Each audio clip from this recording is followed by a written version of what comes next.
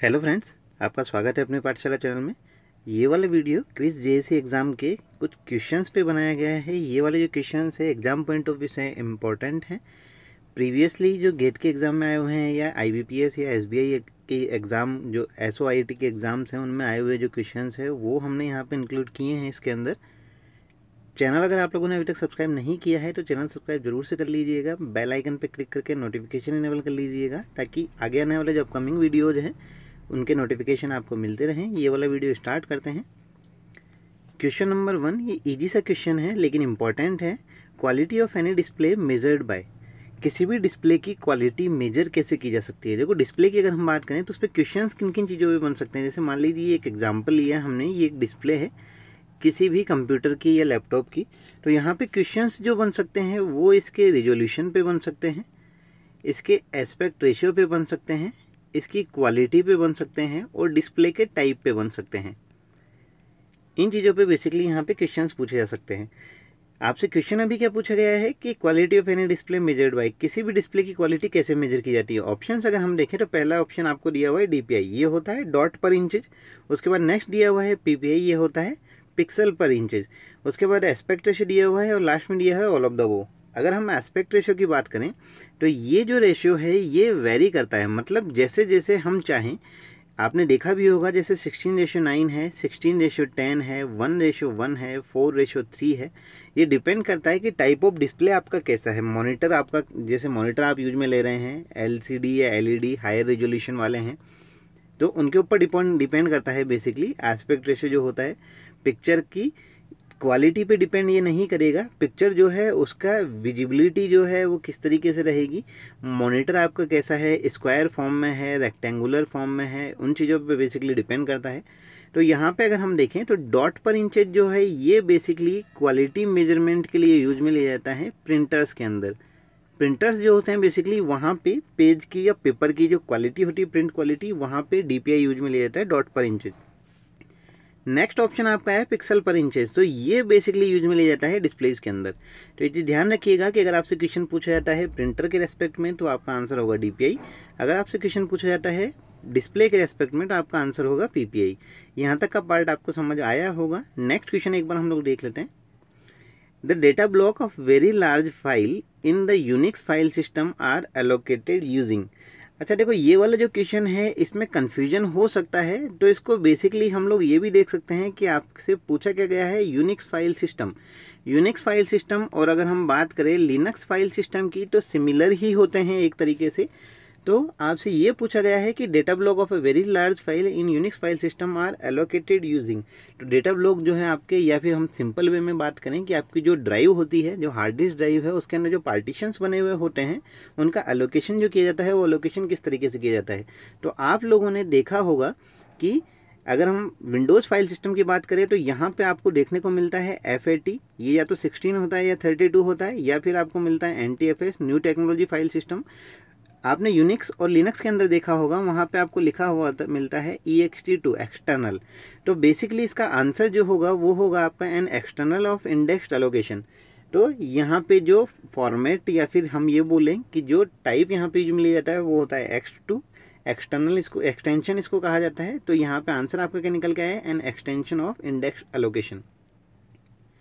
Next question आपसे पूछा गया है which of the following functionalities must be implemented by A transport protocol over and above the network protocol. आपसे ये बोला गया है कि कौन सी फंक्शनलिटी है जो इम्प्लीमेंट की जानी चाहिए ट्रांसपोर्ट प्रोटोकॉल के थ्रू, किसके ऊपर, नेटवर्क प्रोटोकॉल के ऊपर। तो यहाँ पे अगर हम देखें तो आपका जो ट्रांसपोर्ट प्रोटोकॉल होता है बेसिकली ये आपको प्रोवाइड कराता है एंड टू एंड कनेक्टिविटी। बाकी के ऑप्शंस अगर हम जैसे देखें, रिकवरी फ्रॉम पैकेट लॉस नहीं होता, detection of duplicate packet detection तो करता ही नहीं है। ट्रांसपोर्ट लेयर करेगा क्या, आपका कनेक्शन जो होता है उसके अंदर जो पैकेट्स जो ट्रैवल कर रहे होंगे उनकी end to end connectivity, end to end data transmission का काम ये करता है बेसिकली। तो ट्रांसपोर्ट लेयर, ट्रांसपोर्ट प्रोटोकॉल जो है वो कोई भी हो सकता है, कनेक्शन ओरिएंटेड हो सकता है, कनेक्शन लेस हो सकता है। जैसे कि TCP है आपका, ये कनेक्शन ओरिएंटेड है। UDP की अगर हम बात करें ये कनेक्शन लेस है। तो ये कोई सा भी हो सकता है। आपसे क्वेश्चन जो पूछा गया है उसका आंसर क्या निकल के आता है आपका, end to end connectivity. D option यहाँ पे आपका आंसर होगा। नेक्स्ट क्वेश्चन आपसे पूछा गया है packet of the same session may be routed through different path in same session के जो पैकेट्स हैं वो बेसिकली डिफरेंट पाथ के अंदर राउट किए जा सकते हैं, किसके थ्रू या फिर किसके अंदर। तो आपको ऑप्शंस यहाँ पे दो दिए हुए हैं, एक दिया हुआ है टीसीपी, एक दिया हुआ है यूडीपी। इन्हीं के रिगार्डिंग आपसे आंसर्स पूछे गए हैं। TCP but not UDP, TCP and UDP, UDP but not TCP, neither TCP and nor UDP. तो देखो यहाँ पे अगर हम देखें तो टीसीपी और यूडीपी नेटवर्क लेयर प्रोटोकॉल नहीं है। टीसीपी और यूडीपी की अगर हम बात करें तो ये नेटवर्क लेयर के प्रोटोकॉल नहीं है। दोनों के दोनों कौन से लेयर के प्रोटोकॉल कहलाते हैं? ट्रांसपोर्ट लेयर के प्रोटोकॉल कहलाते हैं। पैकेट की राउटिंग नेटवर्क लेयर के थ्रू की जाती है और राउटिंग एल्गोरिथम पर डिपेंड करती है।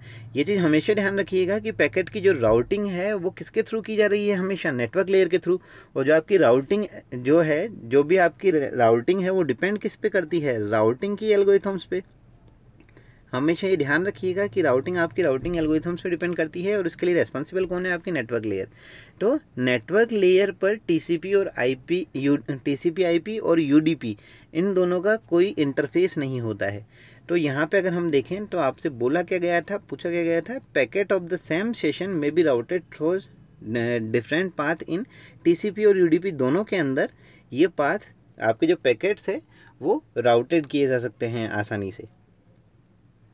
नेक्स्ट क्वेश्चन आपसे पूछा गया है the address resolution protocol is used for. ARP की अगर हम बात करें तो इस पर एक डिटेल्ड वीडियो हम लोगों ने पहले अपलोड कर दिया है, तो वो वीडियो एक बार आप देख लीजिएगा। वहाँ से काफ़ी सारे क्वेश्चंस पूछे जा सकते हैं, सारे के सारे डाउट्स वहाँ पे आपके क्लियर हो जाएंगे।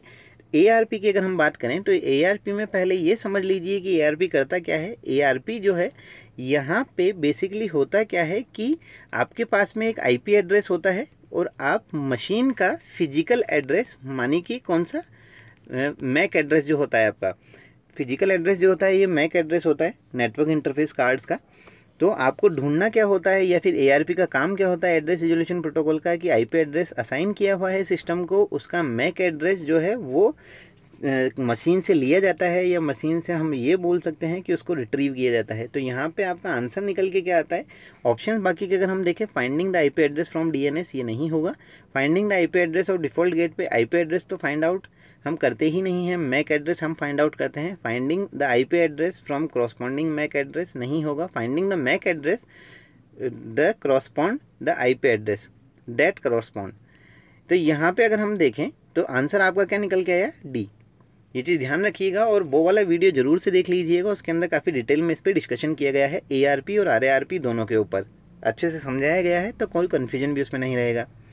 नेक्स्ट क्वेश्चन अगर हम देखें, in a network of LANs connected by bridge, packets are sent from LAN to another through intermediate bridges. Since more than one path may exist between two LAN packets may have to be routed through multiple bridges. Why the spanning tree algorithm is used for the bridge routing? इसको ऐसे समझिए कि जैसे मान लीजिए एक LAN 1 है, एक LAN 2 है, ये दोनों कनेक्टेड हैं ब्रिजेस से।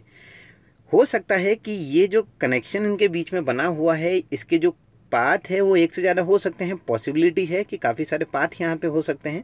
तो देखो यहाँ पे आपसे पूछा गया है कि अगर आपके पास में एक से ज़्यादा पाथ होते हैं तो, और जो आपकी राउटिंग है या फिर जो हम ये बोलें कि जो आपके पैकेट सेंड किए गए हैं वो मल्टीपल ब्रिजेस से अगर कर दिए जाए, तो उसके लिए स्पैनिंग ट्री एल्गोरिथम क्यों यूज में ली जाती है। तो स्पैनिंग ट्री की अगर हम बात करें तो स्पैनिंग ट्री जो होता है आपका, इसका बेसिक काम क्या है कि ये लूप जो होते हैं उनको रिमूव कर देता है। तो अगर हम यहाँ पे देखें तो आंसर हमारा जो आएगा निकल के वो क्या आएगा कि हमको लूप्स को अवॉइड करना होता है। लूप को अवॉइड करने के पीछे रीज़न क्या? क्योंकि अगर लूप को हम अवॉइड नहीं करेंगे तो हमारे जो पैकेट्स है वो सोर्स से डेस्टिनेशन पे रिसीव होने के बजाय नेटवर्क के अंदर ही ट्रेवल करते रहेंगे। तो आंसर आपका क्या निकल के आता है यहाँ पे? For avoiding loop in the routing paths. B आपका ऑप्शन यहाँ पे निकल के आया। फॉल्ट टॉलरेंस यहाँ पे नहीं होगा। मिनिमाइजिंग कॉलिजन्स यहाँ पे नहीं होगा। For shortest path routing between lines ये भी यहाँ पे नहीं होगा। हो सकता है जैसे मान लीजिए आपके पास में 3 रूट आपको मिले या फिर 3 पाथ आपके पास आए और तीनों की डिस्टेंस सेम है, तो पहला ऑप्शन तो आपका डायरेक्ट ही कैंसिल हो गया, shortest path routing between lines, क्योंकि 3 अगर सेम डिस्टेंस के हैं तो तीनों के तीनों वहाँ पे यूज में लिए जाने चाहिए। तो यहाँ पे स्पैनिंग ट्री का हमेशा ध्यान रखिएगा कि स्पैनिंग ट्री जो है, सिंक ट्री भी इसको कई बार बोल लिया जाता है, इसको जनरली यूज में किस लिए लिया जाता है? अवॉइड करने के लिए लूप्स को। नेक्स्ट क्वेश्चन आपसे पूछा गया, for which one of the following reason does internet protocol use TTL time to live field in IP datagram header. Time to live की अगर हम बात करें तो बेसिकली इसको यूज में लिए जाने के पीछे रीजन क्या है कि जैसे मान लीजिए ये एक टाइम, हम ऐसे बोले कि ये एक टाइम लिमिट होती है या फिर टाइम इंटरवल होता है जो सेट कर दिया जाता है। सेट कैसे किया जाता है? सेकेंड्स के अंदर।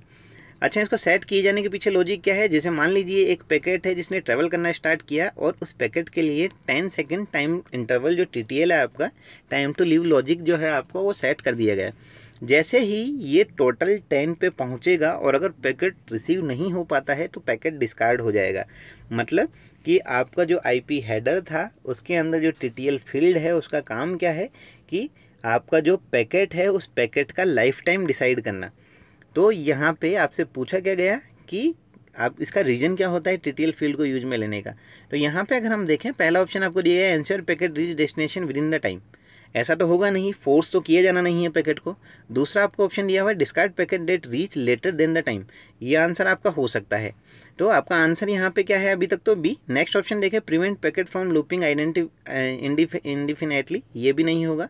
Limit the time for which a packet gets queued in intermediate routers. तो ये भी नहीं होगा। आपका आंसर यहाँ से क्या निकल के आता है? बी। तो ये चीज़ ध्यान रखिएगा कि इसके अंदर बेसिकली टाइम जो है वो सेकंड्स के अंदर सेट किया जाता है। जैसे ही TTL का जो टाइम है वो अगर 0 हो जाए तो आपका पैकेट जो होता है उसको डिस्कार्ड कर दिया जाता है और एक एरर मैसेज जनरेट होता है। ये वाला क्वेश्चन भी पूछा जा सकता है कि एरर मैसेज जनरेट होता है वो सेंड कहाँ पे किया जाता है? तो ये वापस से सेंड किया जाता है सोर्स को कि जो पैकेट वहाँ से सेंड किया गया था उसका TTL 0 हो चुका है, TTL जो है वो एक्सीड कर चुका है, लिमिट उसकी ख़त्म हो चुकी है, तो उस पैकेट को वापस से सेंड किया जाए। यहाँ तक का पार्ट आपको समझ आया होगा। नेक्स्ट क्वेश्चन अगर देखें तो नेक्स्ट आपसे पूछा गया है which one of the following uses UDP as transport protocol. तो UDP की अगर हम बात करें, user datagram protocol connectionless protocol होता है। तो यहाँ पे ऐसा कौन सा ऑप्शन है इसके अंदर जो UDP यूज में लेता है? जैसे ऑप्शंस अगर हम देखें, HTTP हाइपरटेक्स्ट ट्रांसफर प्रोटोकॉल ये आपका TCP यूज में लेता है। SMTP simple mail transfer protocol ये भी कनेक्शन ओरिएंटेड होता है, ये भी TCP यूज में लेता है। टेलनेट की अगर हम बात करें, ये रिमोट कनेक्शंस के लिए यूज में लिया जाता है, दो कंप्यूटर्स को कनेक्ट करने के लिए रिमोट लोकेशन पे। तो यहाँ पे भी TCP आपका यूज में लिया जाता है। बचा आपका DNS जो होता है इसका काम क्या होता है कि किसी IP एड्रेस को फाइंड आउट करने के लिए, मतलब कि जैसे आपके पास में मान लीजिए कोई नेम है, उस नेम का IP एड्रेस फाइंड आउट करने के लिए, उसको लुकअप करने के लिए DNS यूज में लिया जाता है और DNS के अंदर ही आपका लिया जाता है UDP जनरली यूज में। तो यहाँ पे आंसर आपका क्या निकल के आया? DNS। नेक्स्ट क्वेश्चन आपसे पूछा गया है मैच द फॉलोइंग। अच्छा, यहाँ पे अगर हम देखें तो आपको बताना ये है कि यहाँ पे ऑप्शंस जो है हम लोगों ने यहाँ पे नहीं लिए हैं, आपको डायरेक्टली यहाँ पे बस देख के पता लगा लेना है। ये क्वेश्चन जो है गेट में पूछा गया था। सिंपल मेल ट्रांसफ़र प्रोटोकॉल की अगर हम बात करें तो सिंपल मेल ट्रांसफ़र प्रोटोकॉल आपका होता कहाँ पे है? एप्लीकेशन लेयर प्रोटोकॉल पे। TCP की अगर हम बात करें, ट्रांसपोर्ट लेयर प्रोटोकॉल। PPP की अगर हम बात करें तो ये होता है आपका data link layer protocol. BGP की अगर हम बात करें, ब्रॉड गेटवे प्रोटोकॉल, ये होता है आपका नेटवर्क लेयर प्रोटोकॉल। तो यहाँ तक के पार्ट आपको समझ में आ रहे होंगे। ये बेसिक सा क्वेश्चन है, ये आपसे पूछा जा सकता है, इसमें कंफ्यूज नहीं होना है। नेक्स्ट क्वेश्चन जो है, which one is not the client server application. मतलब कि जिसके अंदर क्लाइंट और सर्वर वाला पार्ट नहीं है, ऐसी एप्लीकेशन कौन सी होगी? एक एक करके देख लेते हैं। इंटरनेट चैट की अगर हम बात करें, क्लाइंट इसमें यूज़र रहेगा और सर्वर जो है वो सर्विस प्रोवाइडर होगा जिसके थ्रू आप लोग चैट कर पा रहे हैं। वेब ब्राउजिंग की अगर हम बात करें तो यहाँ पे भी आपके पास में यूज़र और सर्वर वाला पार्ट हमेशा होगा वेब ब्राउजिंग के अंदर। ईमेल की अगर हम बात करें तो यहाँ पे भी क्लाइंट सर्वर एक एप्लीकेशन आपको चाहिए होगी। पिंग की अगर हम बात करें तो पिंग बेसिकली देखा जाता है कि ये वाला सिस्टम अभी अवेक है या नहीं है, या सिस्टम रेस्पॉन्ड करता है या नहीं है, तो उसके लिए पिंग को यूज में लिया जाता है। किसी भी IP एड्रेस को पिंग किया जाता है, वहाँ से अगर रेस्पॉन्स मिलता है मतलब कि वो आपका नेटवर्क जो है वो वर्क कर रहा है, या फिर वो IP एड्रेस जो है या वो वेबसाइट जो है वो आपका वर्किंग में है, या सिस्टम जो है सिस्टम को भी पिंग किया जाता है। तो वहाँ से अगर रेस्पॉन्ड आपको मिलता है तो वो सिस्टम आपका नेटवर्क में कनेक्टेड है। तो आंसर यहाँ पर निकल के क्या है आपका? पिंग जो है ये क्लाइंट सर्वर एप्लीकेशन नहीं है। तो यहाँ तक के जो क्वेश्चंस थे बेसिकली ये क्रिस जेएससी के लिए आपके इंक्लूड किए गए थे। वीडियो आपको कैसा लगा ज़रूर बताइएगा। फेसबुक पेज का जो लिंक है वो डिस्क्रिप्शन बॉक्स में आपको मिल जाएगा, तो पेज भी लाइक कीजिएगा। हम वहाँ पे भी वीडियोज़ के लिंक को शेयर करते हैं। कोई अगर आपकी क्वेरी हो तो आप हमें मेल कर सकते हैं डायरेक्टली। चैनल अगर सब्सक्राइब अभी तक नहीं किया है तो चैनल सब्सक्राइब जरूर से कर लीजिए। चैनल को सब्सक्राइब करना ना भूलें, नोटिफिकेशन इनेबल कर लीजिएगा। वीडियो को अपने फ्रेंड्स के साथ में शेयर ज़रूर करें। कोई सजेशन हो आपका तो आप कमेंट बॉक्स में लिख सकते हैं। Thank you.